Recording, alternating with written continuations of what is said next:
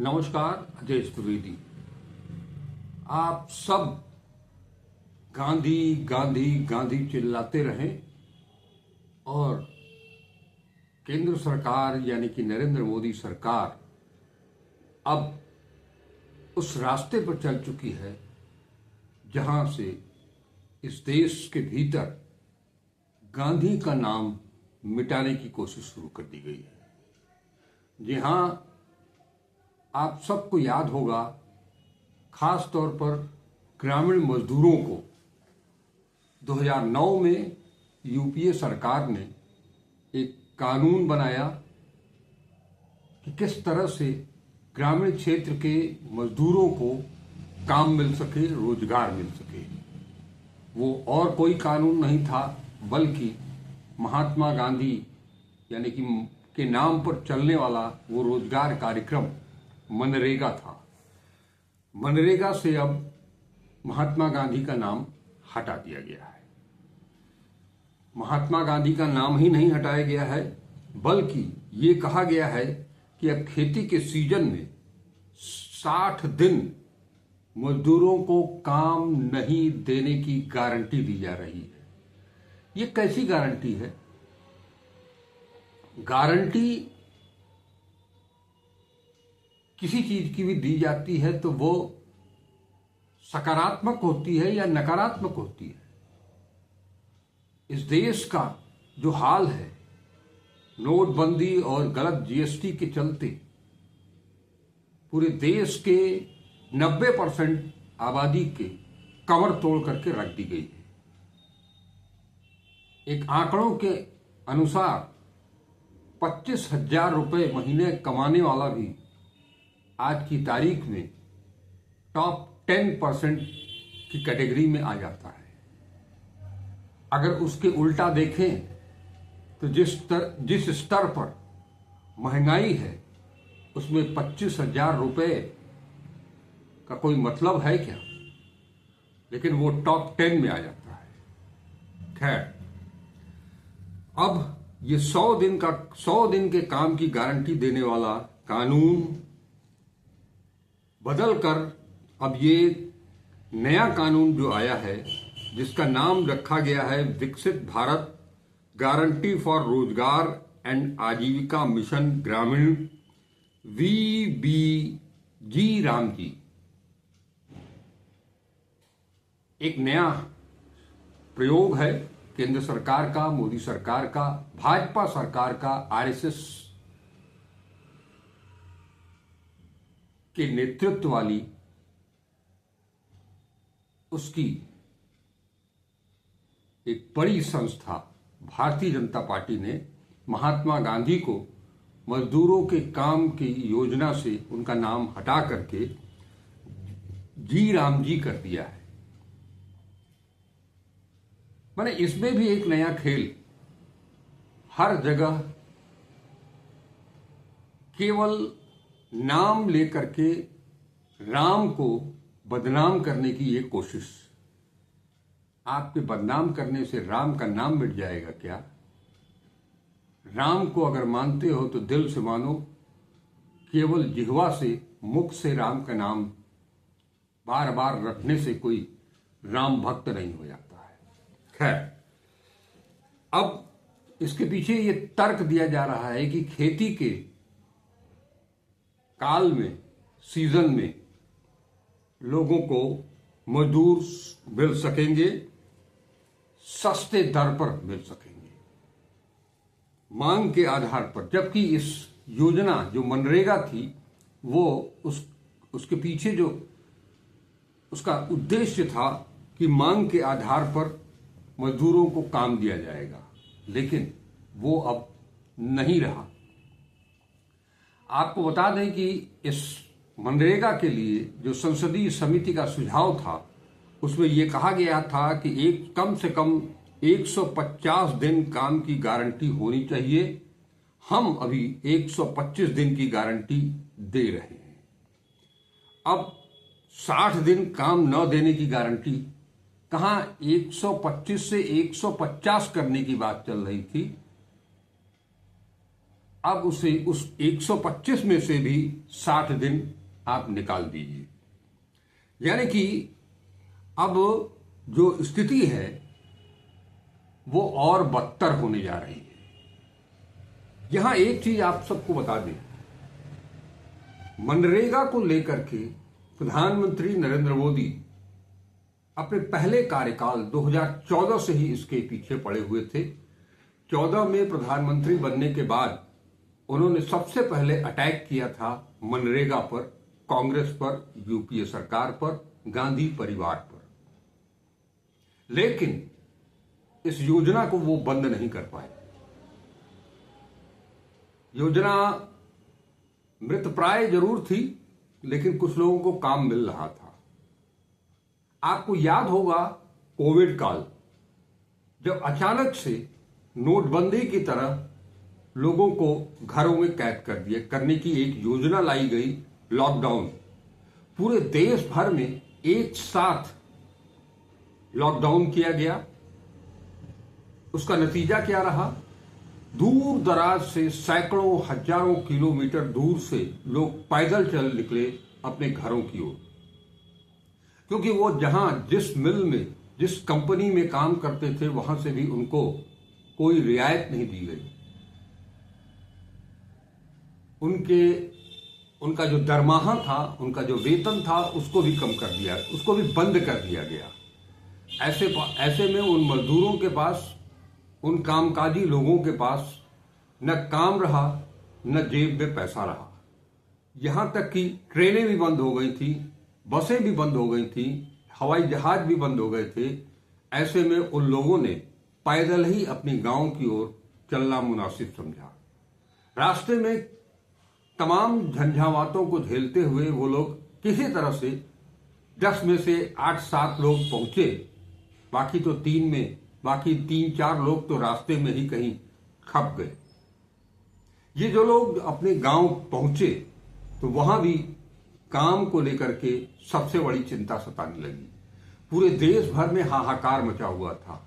ऐसे में उस संकट की घड़ी में अगर कोई योजना काम आई तो वो मनरेगा थी। लगातार उसमें जॉब कार्ड बढ़ाए जाने लगे, लोगों को काम देने की प्रक्रिया शुरू हुई। हालांकि कितने लोगों को काम मिला, कितने को नहीं मिला, पैसा जो आवंटित हुआ वो कहां चला गया, ये अलग इस पर मैं कोई बात नहीं करने जा रहा हूं। हम इस मनरेगा की उपादेयता के बारे में आपको जानकारी दे रहे हैं। ये कितनी लाभप्रद योजना थी। आज नोटबंदी, गलत जीएसटी के चलते रोजगार, मैन्युफैक्चरिंग सेक्टर जितने भी थे वो सब ध्वस्त हो गए। जो एमएसएमई, छोटे मोटे उद्योग चला रहे थे, उन सब की कमर टूट गई और धीरे धीरे करते करते वो भी घर बैठ गए। एक तरह से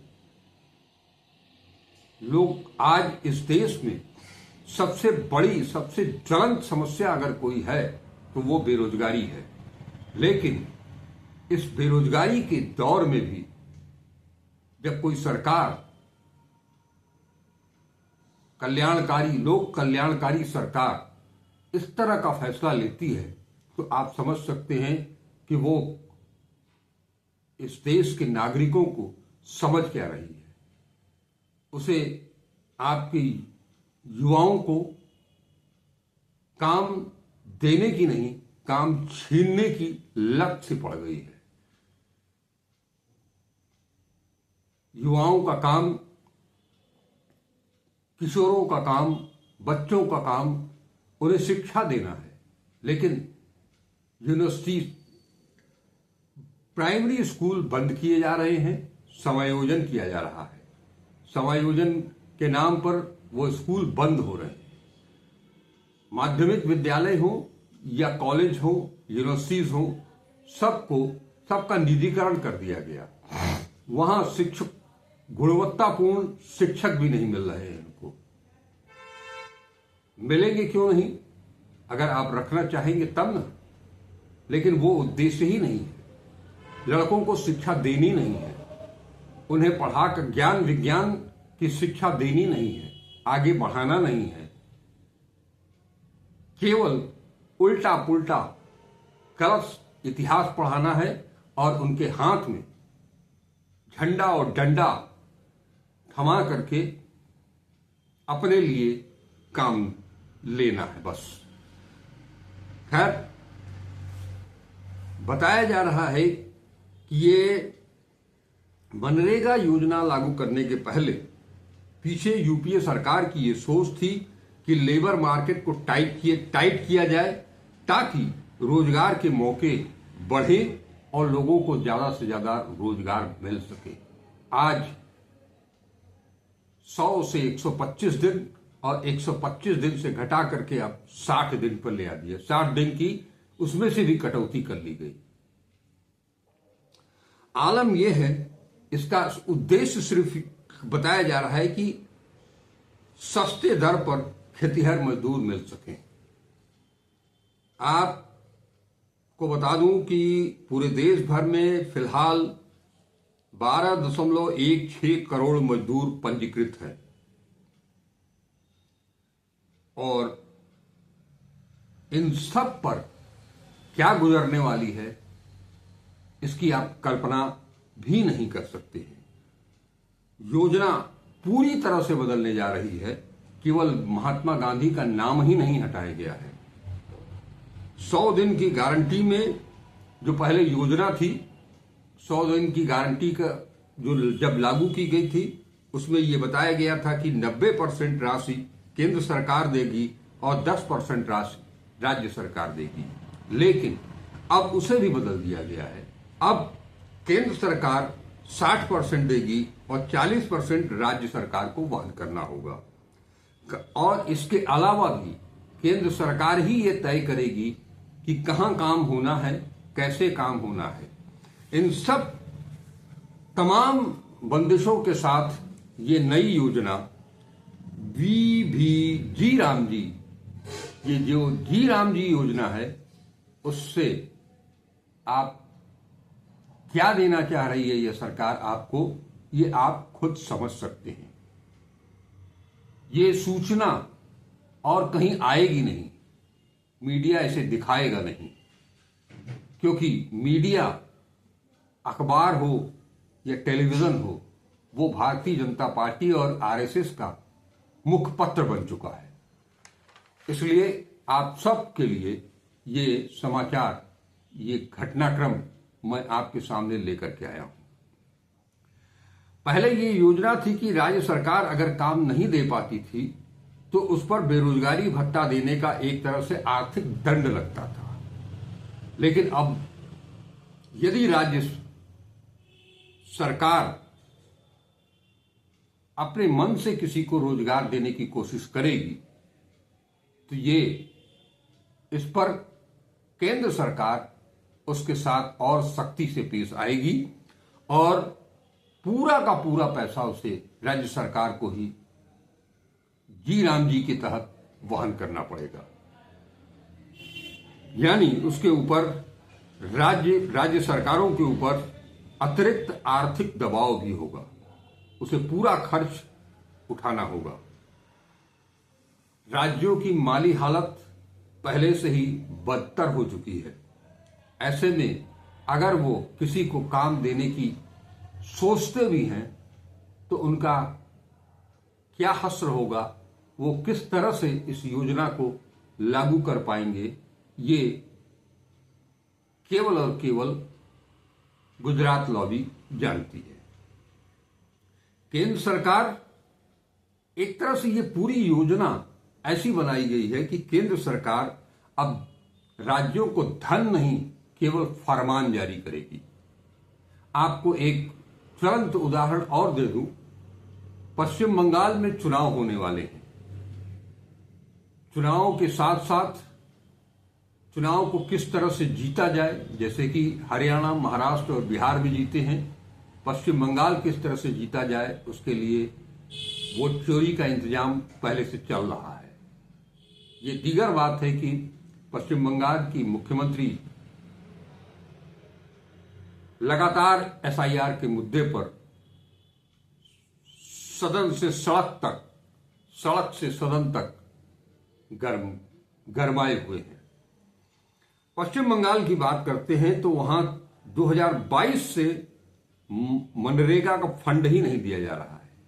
इसके पीछे पहले दलील दी गई कि वित्तीय अनियमितता। इसके विरोध हाई कोर्ट से लेकर के सुप्रीम कोर्ट तक बंगाल सरकार गई, लेकिन उसका पीछा करते हुए केंद्र सरकार भी गई, लेकिन दोनों जगह से उसे शिकस्त झेलनी पड़ी। सुप्रीम कोर्ट ने केंद्र सरकार की उस चुनौती को खारिज कर दिया। आलम यह है कि करीब 70 लाख श्रमिक, 70 लाख लोग जो मनरेगा की तरह काम कर चुके हैं, उन्हें अब तक मजदूरी भी नहीं मिली है। करीब 2.5 करोड़ मजदूर इससे प्रभावित हैं। ये सरकार लोक कल्याणकारी सरकार है यह क्या है? भारत के संविधान में तो लोक कल्याणकारी सरकार का ही जिक्र है। केवल मनरेगा ही नहीं, इस देश के मजदूरों के प्रति इनकी क्या सोच है, उस बारे में एक वीडियो मैंने पहले भी बनाया था, जब इन्होंने नया श्रम कानून लागू किया था, जिसमें मैंने बताया था कि इसमें कई सुधार किए गए हैं, लेकिन श्रम कानून को अच्छी तरह से जानने वाले विशेषज्ञों का मानना है कि इसमें अनेक खामियां हैं। वो इसे कर्मचारियों से ज्यादा कंपनियों, फैक्ट्रियों के लिए कहीं ज्यादा मुफीद बता रहे हैं। उनका कहना है कि नया श्रम कानून कर्मचारी हितों की पूरी तरह से रक्षा करने में सक्षम नहीं है। उनका तर्क है कि इंडस्ट्रियल रिलेशन कोड 2020 के कुछ प्रावधान और वर्किंग कोड 2020 के ऑक्यूपेशनल सेफ्टी जैसे प्रावधान कर्मचारियों के हित में नहीं है। उनका कहना है कि नए लेबर कोड में कारखानों को बंद करने, हड़ताल के अधिकार और छोटे उद्यमों के लिए अनुपालन बोझ को कम करने से जुड़े प्रावधान सीधे तौर पर श्रमिकों के जीवन और उनकी सामाजिक सुरक्षा पर प्रभाव डालते हैं। खास तौर पर मौजूदा बेरोजगारी के दौर में इस तरह का कोड कर्मचारियों के खिलाफ है। श्रम कानून विशेषज्ञों की माने तो इंडस्ट्रियल रिलेशंस कोड के तहत अब 300 से अधिक कर्मचारियों वाली फैक्ट्रियों को बंद करने या कर्मचारियों को निकालने के लिए सरकार से पूर्व अनुमति लेनी होगी। अब तक यह सीमा 100 थी। ऐसी कई फैक्ट्रियां हैं जिनमें 300 से कम कर्मचारी हैं, जिन्हें निकालने के लिए अब सरकार की अनुमति नहीं लेनी पड़ेगी। उनका कहना है कि इंडस्ट्रियल रिलेशन कोड 2020 के तहत पहले 100 से अधिक कर्मचारियों वाली कंपनियों को बंद करने या छटनी करने के लिए सरकार की मंजूरी लेनी होती थी। अब 1 से 299 कर्मचारियों वाली कंपनियों में तालाबंदी के लिए कोई अनुमति नहीं लेनी पड़ेगी। यह कंपनियां कर्मचारियों की